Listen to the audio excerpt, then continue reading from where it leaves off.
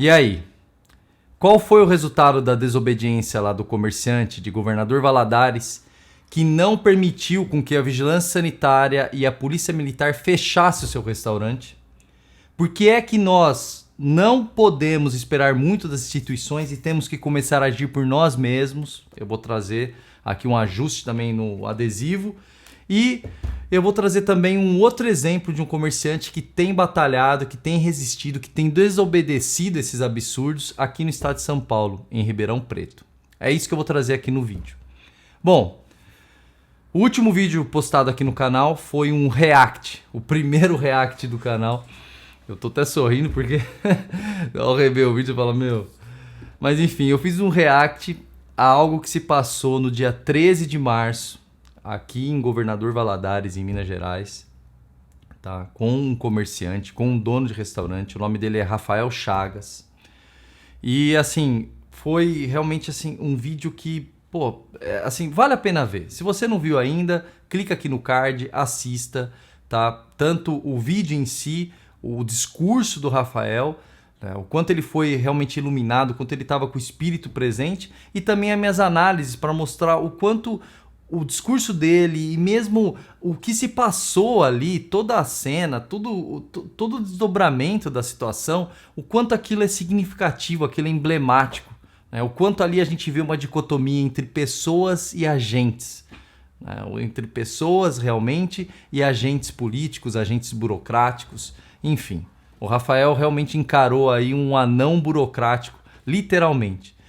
Bom, e aí eu já trago um primeiro ponto do desdobramento ali desse vídeo, né?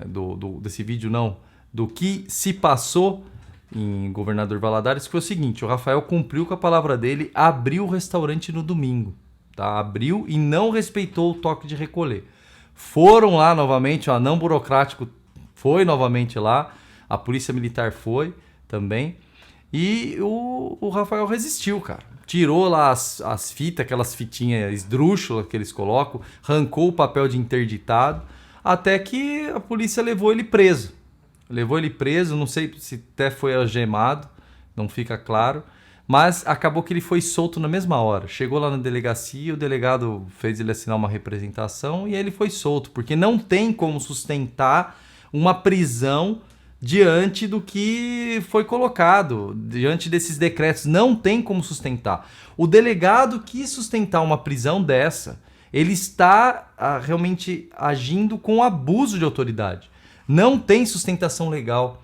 Novamente, só será crime aquilo em virtude de lei. Não é possível tirar crime da bunda, tá? Existe ainda ordenamento jurídico, ou muita gente ainda está submetida a isso.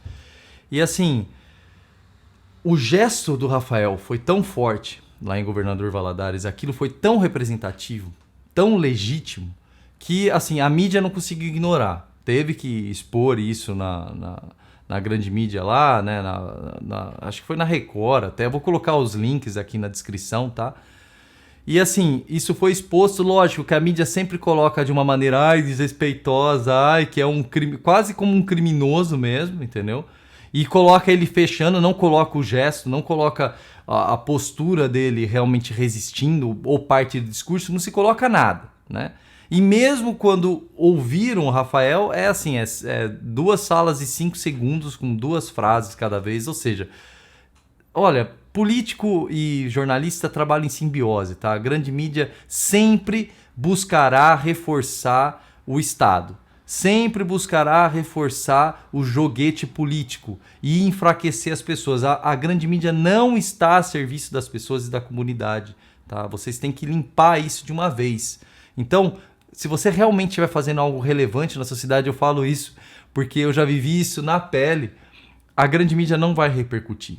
Ou se repercutir, vai repercutir quando você entrar no panorama dela, que é aí junto aos políticos, junto ao Estado. Então, nem vou me ater mais sobre isso. Mas o relevante, o interessante, o importante da ação, do levante, da desobediência do Rafael Chagas foi o seguinte: no dia 17 de março, ele se levantou dia 13, dia 14 ele foi preso. No dia 17 de março, o Ministério Público lá da comarca de Governador Valadares entrou com uma ação civil pública contra o toque de recolher decretado pelo Zema, lá pelo governador de Minas Gerais, mostrando que era inconstitucional e tal. E o mais surpreendente ainda, que o juiz que recebeu essa ação civil pública acolheu o pedido, fez uma decisão favorável, realmente amparada na Constituição. O nome do juiz é Lupércio Paulo Fernandes Oliveira, tá? Essas decisões, tanto essa decisão desse juiz, quanto outras coisas que eu vou citar aqui no vídeo, você vai poder encontrar no meu canal aqui no Telegram, que é o Mude Sua Rua. Tá aqui o link aqui na descrição, tá? Você vai poder acessar, porque aqui pelo YouTube não dá muito certo. Já no Telegram já dá para deixar o PDF à disposição. Eu acessei os processos, eu fui ver, né, na íntegra, diretamente na fonte. E assim, eu me deparei até mesmo que a decisão do Lupércio é excelente. Ele cita o 136 e 137 justamente na linha do que o Rafael traz, né, da fala do Rafael, de que não havia estado de defesa e estado de sítio, mas ele ainda traz outros elementos.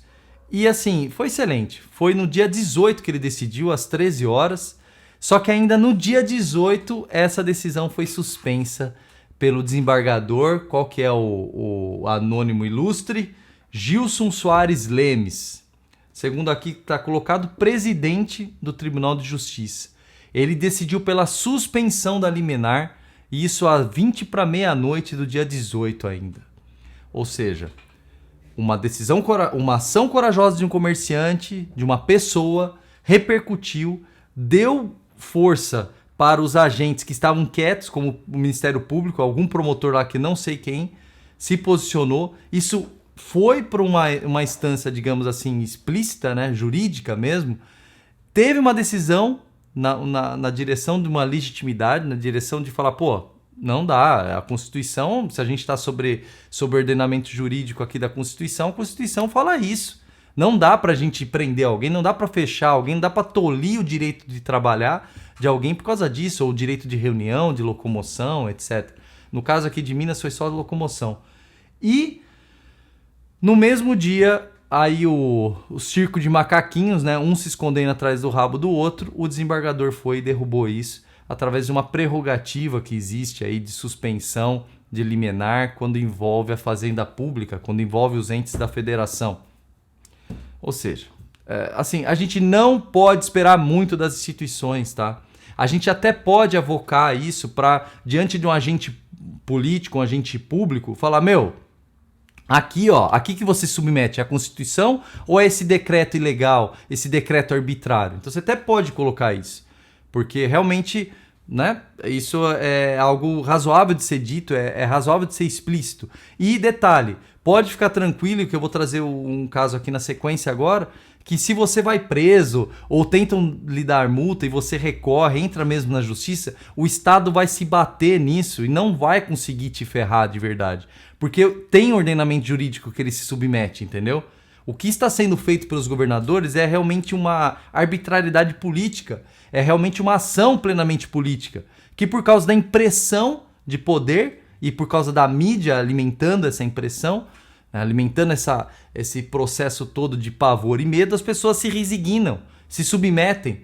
Mas se você realmente se desobedecer, diante de ter esse quadro maior da Constituição, não tem como isso se sustentar. Ainda que o desembargador aqui desse caso, do Gilson Soares Lemes, tá aqui a ação, tá de novo citando, está no Telegram, ele ainda coloca ainda que ele traz o voto das vossas excrescências, alguns posicionamentos lá do STF, né, vossas excrescências, que traz aqui tanto uma questão do Moraes, quanto do Fux, quanto do João Mendes, dizendo que há uma possibilidade de relativização do direito de ir e vir diante do quadro daí da fraudemia. Pois bem, diante disso, e também por influência, por conselho de um amigo, que falou, pô, Felipe, você tá falando aí de desobediência, você tá falando dane-se Dória, e não dá só pra gente dizer que a gente quer trabalhar, né? Não dá só pra gente falar, nós queremos trabalhar e tal, dane-se Dória. Nós precisamos dizer o seguinte, que nós vamos trabalhar, não só que queremos. Então aqui, ó, eu ajustei a campanha do adesivo, tá? já está disponível também aqui na descrição. Novamente, isso aqui eu vou disponibilizar em PDF e imagem, tá bom? Está exposta no canal, vai estar disponível no canal do Telegram. E é isso, ó. Dane-se Dória, vamos trabalhar. Não só queremos, vamos trabalhar. E aí, assim, para trazer um exemplo concreto de quem está realmente se desobedecendo, está trabalhando apesar de todas essas loucuras, tem o caso de Ribeirão Preto, de um comerciante, realmente esse está tendo culhão. Esse, desde o ano passado, tem desobedecido. Eu vi um dos primeiros vídeos dele, é de julho, ele realmente, de julho de 2020, ele se colocando diante da Guarda Municipal e da Vigilância Sanitária, que o nome dele é Eduardo José Cornélio de Oliveira, tá? Essa decisão aqui de Ribeirão Preto está rodando, é assim que eu soube dele. E aí também acessei o processo dele, tá com uns 4 processos já, mas tá rodopiando. O Estado não está conseguindo lidar com isso. O Ministério Público, aí sim, o Ministério Público aqui de São Paulo tem sido um instrumento do governo de São Paulo para coação das prefeituras, para coação da população. Ele é uma perversão total que o Ministério Público tem feito aqui em São Paulo, diferente aí do caso de Governador Valadares, em que teve um promotor que teve o mínimo de legitimidade e razoabilidade e agiu de forma a verdadeiramente resguardar o bem público. No caso de São Paulo, está servindo ao governador. E no caso aqui dessa decisão, que está aqui, vocês podem ver, o Eduardo José Cornélio de Oliveira foi preso em flagrante, né, pelo crime de trabalhar, pelo crime de desobedecer ao bosta do Dória. E ele recebeu aqui uma ação do Ministério Público buscando mudar a prisão em flagrante para prisão preventiva, porque, segundo o Ministério Público, ele está reincidindo no grande crime de trabalhar, tá? E aí, assim, o juiz aqui, cara, o juiz é o Giovanni Augusto Serra Azul Guimarães. Novamente, o PDF dessa decisão está disponível no canal do Telegram. Ele tomou uma decisão ele teve uma decisão muito razoável, muito corajosa aqui, mostrando que, a Constituição da República, no artigo 5º, reconhece entre dignidade humana, o direito à dignidade humana, a propriedade, o livre exercício do trabalho, ofício ou profissão, enfim, ele foi mais fundo ainda do que o juiz lá de Governador Valadares. E ele trouxe aqui a intimidade, a vida privada, a livre locomoção no território nacional. Cita também o artigo 136 e 137 e mostra que não tem sustentação isso. E libera o José Eduardo Cornélio de Oliveira. Esse comerciante realmente, tá tendo culhão esse cara. Exemplo de coragem, exemplo de desobediência. Então, pessoal, olha, a gente precisa disseminar isso aqui, A gente precisa disseminar esses exemplos, mostrar que eles repercutem, mostrar que a justiça não tem como sustentar essas prisões ilegais, e a gente precisa sinalizar para os próximos, para as pessoas em volta de nós, que nós não aceitamos, que nós não reconhecemos esses absurdos. Por isso do adesivo aqui, dane-se Dória, vamos trabalhar. Dane-se Dória, vamos trabalhar. Já imprimi os meus aqui, vou colocar no carro, tá? Só tá aqui 4 porque ainda não colei os 2 no carro que eu preciso colar. Mas é isso. A gente precisa realmente se expor. A gente precisa expor esses casos de coragem. A gente precisa agir igual. A gente precisa tomar como exemplo. Não tenha medo de multinha. Não tenha medo de parada da polícia. Ai, que não sei o quê. Beleza. Se o cara te parar, fala, não, beleza. Então qual é o meu crime? O que você vai encaminhar aqui, essa blitz? Vamos lá pra delegacia. Tá? E se o delegado quiser te prender por causa disso, já lhe adianta, é abuso de autoridade, não tem respaldo legal. Ninguém será preso senão... Nenhum crime existirá senão em virtude da lei.